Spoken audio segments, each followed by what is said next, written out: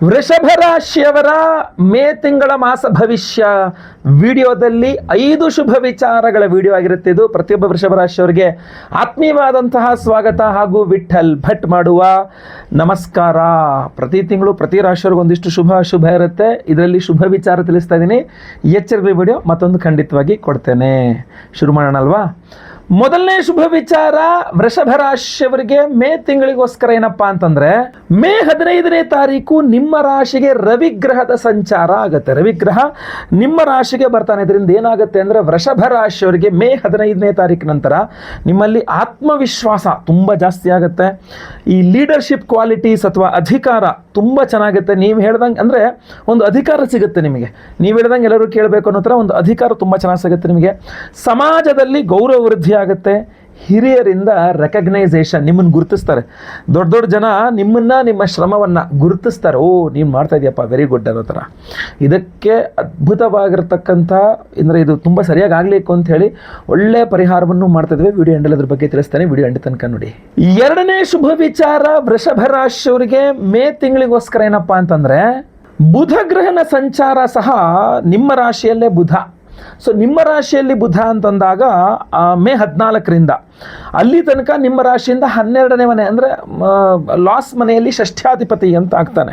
So ಏನಾಗ್ಬಿಡುತ್ತೆ, ನಿಮ್ಮ ಯೋಜನೆಗಳು ಮೇ ತಿಂಗಳಲ್ಲಿ ಒಳ್ಳೊಳ್ಳೆ ಇದು ಹಣಕಾಸಿನ ಯೋಜನೆಗಳು, ಇದು ಹಿಂಗೆ ಮಾಡ್ಬೇಕು, ಇದು ಹಿಂಗೆ ದುಡ್ಡು ಬರುತ್ತೆ, ಇದು ಹಿಂಗೆ ಮಾಡ್ತೀವಿ, ಹಿಂಗೆಲ್ಲ ಯೋಜನೆಗಳು ಮಾಡ್ಕೊತಿರಲ್ಲ, ಈ ಹಣಕಾಸಿನ ಯೋಜನೆ ಬಹಳ ಉತ್ತಮವಾಗಿರುತ್ತೆ. ಅದೇ ರೀತಿಯಲ್ಲಿ ಇನ್ಕಮ್ ಸ್ಟೆಬಿಲಿಟಿ, ಹಣಕಾಸು ಬರುವಂಥ ಸ್ಟೆಬಿಲಿಟಿ ಇದೆಯಲ್ಲ, ಆ ಸ್ಟೆಬಿಲಿಟಿ ತುಂಬ ಚೆನ್ನಾಗಿರುತ್ತೆ. ಸದೃಢವಾದಂತಹ ಆದಾಯ ಇರುತ್ತೆ ತುಂಬ ಚೆನ್ನಾಗಿ. ಇನ್ನೇನಂದರೆ ಹೊಸ ಬಿಸ್ನೆಸ್ ಡೀಲ್ಗಳನ್ನ ತುಂಬ ಚೆನ್ನಾಗಿ ಮಾಡ್ತೀರಾ. ಹಣದ ಹರಿವು ಎಲ್ಲ ಕಡೆಯಿಂದ ದುಡ್ಡು ಬರುವಂಥದ್ದು ತುಂಬ ಚೆನ್ನಾಗಿರುತ್ತೆ. ಲಾಭದಾಯಕವಾಗುವ ನಿರ್ಧಾರಗಳನ್ನೇ ತೆಗೆದುಕೊಳ್ತೀರಾ ಅಂತ. ಯಾವ ನಿರ್ಧಾರವನ್ನು ತೆಗೆದುಕೊಂಡ್ರೆ ನಿಮಗೆ ಪ್ರಾಫಿಟ್ ಆಗುತ್ತೋ ಅಂಥದ್ದೇ ನಿರ್ಧಾರಗಳನ್ನು ನೀವು ಮೇ ತಿಂಗಳಲ್ಲಿ ತೆಗೆದುಕೊಳ್ಳುವ ಸಾಧ್ಯತೆ ತುಂಬ ಜಾಸ್ತಿ ಇದೆ ಅಂತ. ತುಂಬ ಅದ್ಭುತವಾಗಿರತಕ್ಕಂಥ ಮಾಸ ಭವಿಷ್ಯ, ಒಳ್ಳೆಯದು. ಪ್ರತಿಯೊಬ್ಬ ವೃಷಭ ರಾಶಿಯವರಿಗೆ ಬಹಳ ಇಂಪಾರ್ಟೆಂಟ್. ಸೊ ದಯವಿಟ್ಟು WhatsApp, Facebook, messenger, Telegram, Instagram ಎಲ್ಲ ಕಡೆ ವಿಡಿಯೋನ ಶೇರ್ ಮಾಡಿಬಿಡಿ. ಪ್ರತಿಯೊಬ್ಬರಿಗೂ ಸಹ ರೀಚ್ ಆಗಲಿ ವೃಷಭ ರಾಶಿಯವರಿಗೆ. ನೀವಿನ್ನೂ ಸಬ್ಸ್ಕ್ರೈಬ್ ಮಾಡ್ಕೊಳ್ಳಿ ಅಂದರೆ ದಯವಿಟ್ಟು ಸಬ್ಸ್ಕ್ರೈಬ್ ಮಾಡ್ಕೊಳ್ಳಿ ಚಾನಲ್ನ. ವಿಶೇಷ ಪ್ರಶ್ನೆಗಳಿದ್ದರೆ ಕಮೆಂಟ್ನಲ್ಲಿ ತಿಳಿಸಿ, ನಾನು ಕಮೆಂಟ್ಸ್ ಓದ್ತಾ ಇರ್ತೇನೆ. ಮೂರನೇ ಶುಭ ವಿಚಾರ ವೃಷಭ ರಾಶಿಯವರಿಗೆ ಮೇ ತಿಂಗಳಿಗೋಸ್ಕರ ಏನಪ್ಪಾ ಅಂತಂದ್ರೆ, ನಿಮ್ಮ ರಾಶಿಯಾಧಿಪತಿಯಾದಂತಹ ಶುಕ್ರ ಗ್ರಹ ನಿಮ್ಮದೇ ರಾಶಿಯಲ್ಲಿರಲಿದ್ದಾನೆ. ಮೇ 1ನೇ ತಾರೀಕಿಂದನೇ ಇರ್ತಾನೆ. ಸೊ ಇದರಿಂದ ಪ್ರೇಮ ಸಂಬಂಧಗಳು, ಬರೀ ಲವರ್ಸ್ ಅಂತ ಅಷ್ಟೇ ಅಲ್ಲ, ಎಲ್ಲರ ಜೊತೆಗೂ ಪ್ರೀತಿ, ಪ್ರೇಮ, ವಿಶ್ವಾಸ ಇರುತ್ತಲ್ಲ. ಈಗ ಅಕ್ಕ ತಂಗಿ, ಅಣ್ಣ ತಮ್ಮ, ಅಪ್ಪ ಅಮ್ಮ, ದೊಡ್ಡಪ್ಪ ಚಿಕ್ಕಪ್ಪ, ಅಜ್ಜ ಅಜ್ಜಿ ಎಲ್ಲರನ್ನೂ ಪ್ರೀತಿಸ್ತೀವಿ ನಾವು. ಸೊ ಆ ಪ್ರೀತಿ ಪ್ರೇಮ ಸಂಬಂಧಗಳು ತುಂಬ ಗಟ್ಟಿಯಾಗುತ್ತೆ. ವಿವಾಹದ ಮಾತುಕತೆಗಳು, ಇವಾಗ ಏನಾದ್ರು ನೀವು ಅವಿವಾಹಿತ ವೃಷಭ ರಾಶಿ ಮದುವೆ ಮಾತುಕತೆ ಆಗಬೇಕು ಅಂತಂದರೆ ಖಂಡಿತವಾಗಿ ಅದು ತುಂಬ ಚೆನ್ನಾಗಿ ಶುಭಕರವಾಗಿ ಪಾಸಿಟಿವ್ ವೇನಲ್ಲಿ ಮದುವೆ ಮಾತುಕತೆಗಳಾಗುತ್ತೆ.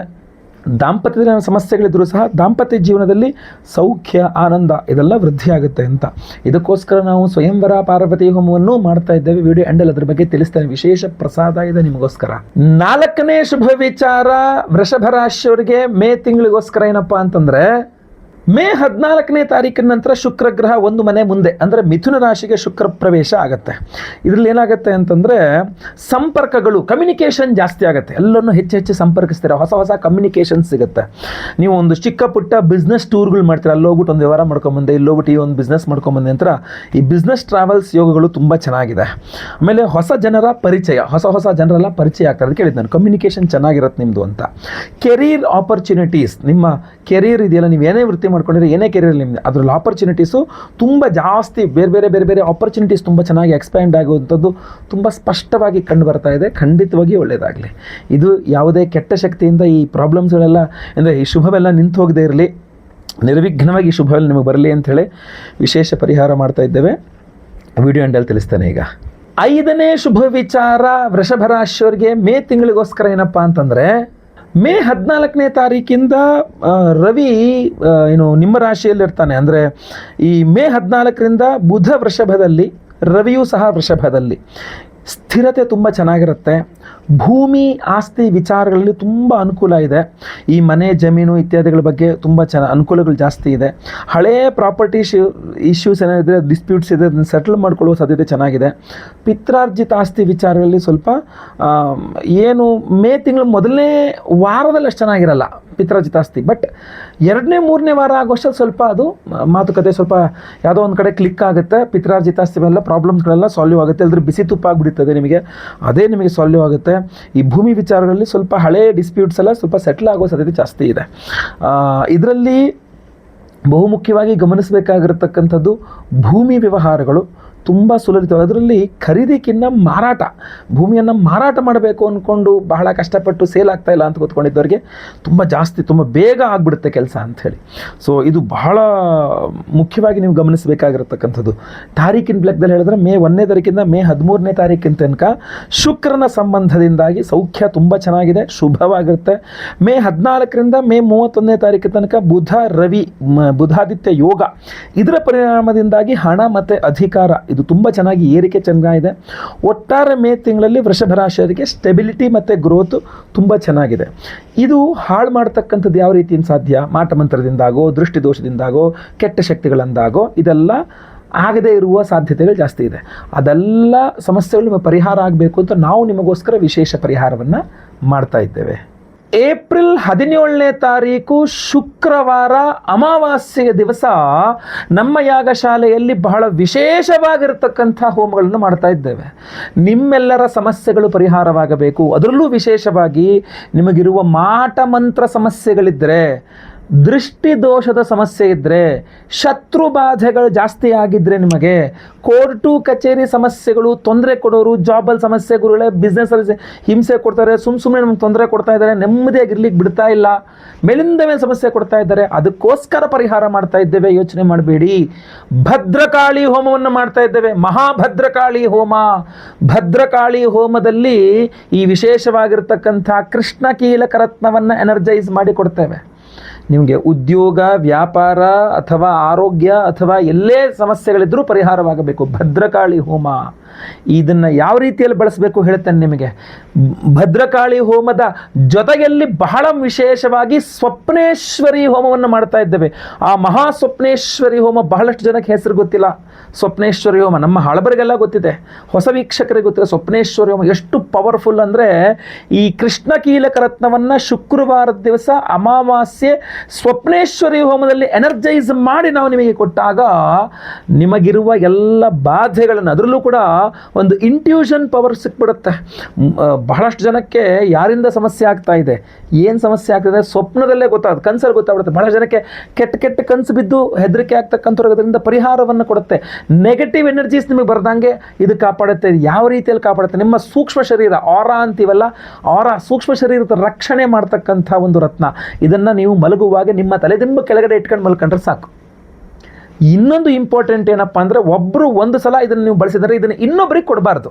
ನಿಮ್ಮ ಸೂಕ್ಷ್ಮ ಶರೀರಕ್ಕೆ ಅಡ್ಜಸ್ಟ್ ಆಗಿಬಿಡುತ್ತೆ ಒಂದು ರಾತ್ರಿ ನೀವು ತಲೆದಿಂಬು ಇಟ್ಕೊಂಡು ಮಲ್ಕೊಂಡ್ರೆ. ಅಷ್ಟಕ್ಕೆ ಯಾರಿಗೋಸ್ಕರ ಬೇಕು ಇದು ನಿಮಗೆ ನೀವು ಇಟ್ಕೊಳ್ಬೇಕು. ಇಲ್ಲ ನಿಮಗೂ ಬೇಕು, ಮನೆಯವ್ರಿಗೂ ಬೇಕು ಅಂದರೆ ನಿಮ್ಗೆ ಯಾರ್ಯಾರು ಬೇಕು ಮೊದಲೇ ತಿಳಿಸ್ಕೊಂಡು ಸಂಕಲ್ಪ ಸೇವೆಗೆ ಅಷ್ಟು ಕೊಟ್ಕೊಳ್ಬೇಕಾಗುತ್ತೆ. ಒಂದು ಸಂಕಲ್ಪ ಸೇವೆಗೆ ಒಬ್ಬರಿಗೆ ನಾವು ಒಂದು ಕೃಷ್ಣ ಕೀಲಕ ರತ್ನವನ್ನು ಕೊಡ್ತಾ ಇದ್ದೇವೆ.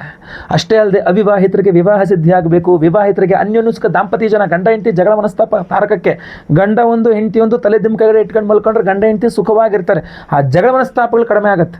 ಗಂಡ ಹೆಂಡಿರ ಜಗಳ ಉಂಡು ಮಲಗುವ ತನಕ ಅಷ್ಟು ಕರೆಕ್ಟಾಗಿರ್ತದೆ, ನಂತರ ಚೆನ್ನಾಗಿರ್ತೀರಿ ನೀವು. ಸೊ ಆದ್ದರಿಂದ ಆ ದಾಂಪತ್ಯ ಸುಖವೂ ವೃದ್ಧಿ ಆಗಬೇಕು.